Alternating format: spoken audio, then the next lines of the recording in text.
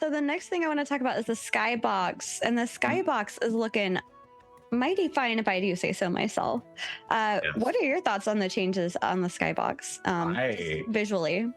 I love it. There is so many speculations with that now too, because they also said this Skybox has its own model now. So it Yes. rotates around the world that also Yes. rotates. So we're going to get like natural looking transitions from seasons and night and day cycles.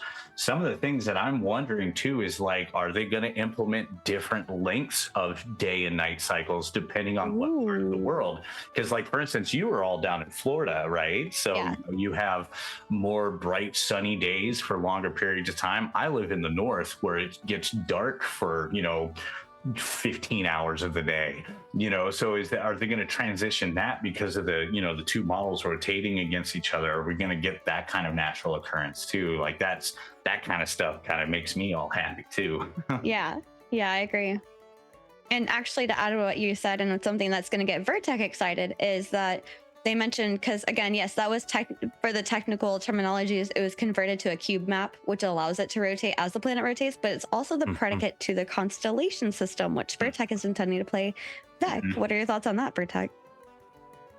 Um, I think it's going to be nice that it's dynamic, Yeah. and uh, um, I can't even really formulate thoughts about the whole constellation system because it hasn't really been done very like in depth at all in any game. So I can't even begin to know how they're going to tie it all together. But the, Yeah. the fact that it's going to be rotating around, it's going to have its own separate like box instead of just like a painted flat whatever. It just Yeah. kind of stays there. We've seen a bunch of games before where the sky just kind of exists. And it's always the same Yeah. stars, and you just don't notice because you're always looking not at the sky, right? Yeah. Exactly. But that means that you might literally have to look around and look for constellations at any given point and really not know where they are in the sky until you figure out how the world rotates and how the sky rotates around it. Is the constellation going to make a figure eight in the sky, or is it just going to go from one side to the other? Is it always going to be low to the horizon? Is it always going to be up high? Or Mhm. you know, Ooh.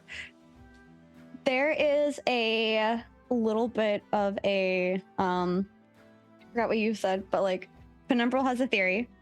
I'll tell you, where the stars are will influence the layout of the dungeons. Hmm. How's that for a theory? Hmm. Um Additionally, they made it where Hmm. the moons respond to the skybox. So at the beginning, he's kind of like looking up at the sky. One of the moons is erupting, and you actually see it like erupt in terms of like effects periodically.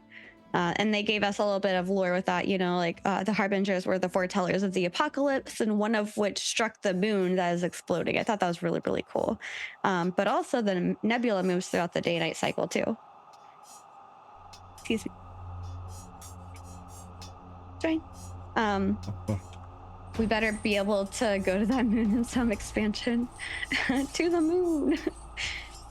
But I love that. I think that this gives like somebody said it very perfectly in chat during the live stream, and that is that this is all giving Vera a whole lot of character. We're starting to see it really come to life, and I am here for it. I love it.